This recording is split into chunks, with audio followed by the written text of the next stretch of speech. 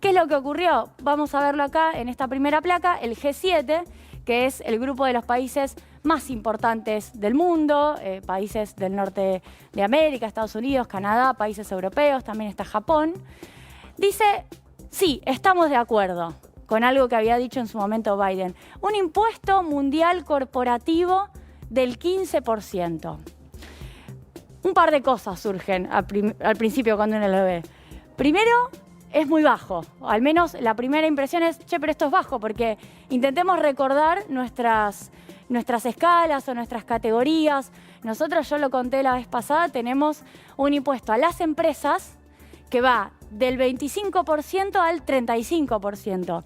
Y si bien el mundo suele tener modificaciones en los gravámenes, no está por debajo del 20%. Bueno, primera cuestión. Si bien esto ya es un montón, es un paso muy importante, lo primero que se hizo en el G7 fue disminuir esto y pasamos a discutir 15%. En algún momento la propuesta había sido de 21%. Y luego hay otra cuestión que me parece relevante, que es la discusión sobre los paraísos fiscales. La vara está tan baja, es decir, partimos de tan abajo, que es menos 10, que hay lugares que se llaman guaridas, para ser mucho más exacta, paraísos, guaridas, que directamente no cobran o cobran tasas muy testimoniales. Con lo cual, para esos lugares en donde directamente podés radicar tu empresa prácticamente sin pagar, estoy hablando del Ducado de Liechtenstein, así se pronuncia medio raro, Luxemburgo, los Países Bajos, digo, y me meto en estos lugares deliberadamente porque el discurso oficial siempre señala islas del Pacífico. Siempre vamos a las Bahamas, vamos a las Islas Caimán, vamos a las Islas Vírgenes Británicas, que por cierto dependen de la corona, ¿no?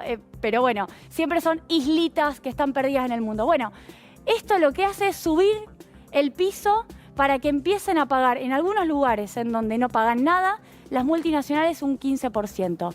Avancemos con algunos datos que a mi criterio son relevantes para entender el contexto. A ver, las formas de recaudar son distintas en el mundo. Lo que yo dije antes, progresividad, yo sé que es un concepto quizás poco amable para entender, pero progresividad significa cobrarle al que más tiene. La progresividad tributaria es muy distinta en Europa y en América Latina. Es decir, en Europa el 55% en promedio de lo que se recauda en total se lo cobra a los que más tienen. Es decir, la mayoría de su recaudación tributaria tiene que ver con una mayor justicia, ¿no? Aportan los que deberían aportar. Podría ser mejor, podría subir incluso este valor. En América Latina no, y eso que este es un promedio generoso, porque hay países en donde es menos.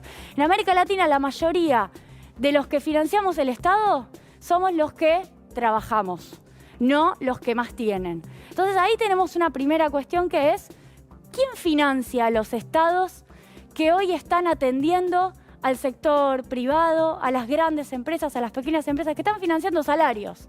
Digo, hoy el Estado argentino financia salarios, recupera empresas, como lo que pasó con IMSA en Mendoza. El Estado argentino se pone al hombro de la economía. ¿Y quién financia el Estado argentino?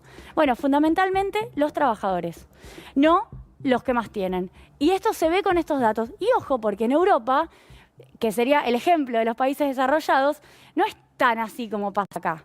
Vamos a otra placa. Me parece que este es el famoso discurso empresarial de la presión tributaria.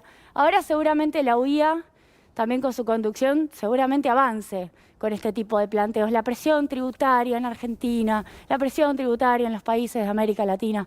Bueno, yo les diría que la presión tributaria es más alta en los países que tomamos como ejemplo que en estos países. Fíjense, la OCDE son los países más desarrollados.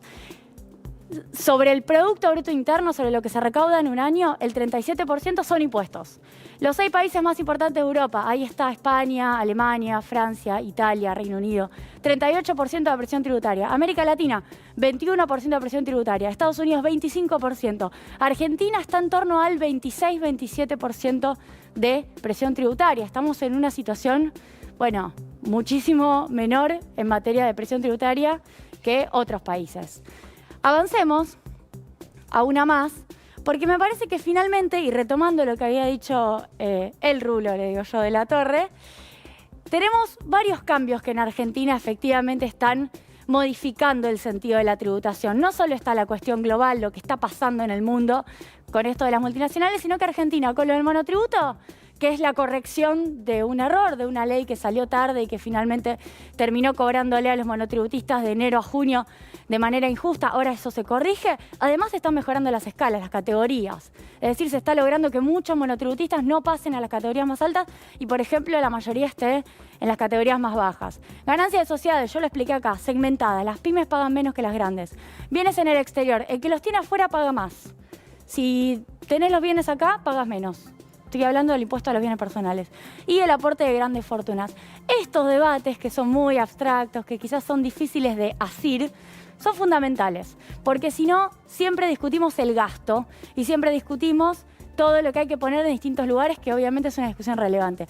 Y acá estamos yendo un paso atrás en la discusión, que es, bueno, ¿cómo financiamos ese gasto? Yo creo que la pandemia nos está permitiendo que estos debates sean todavía más interesantes y mucho más ricos.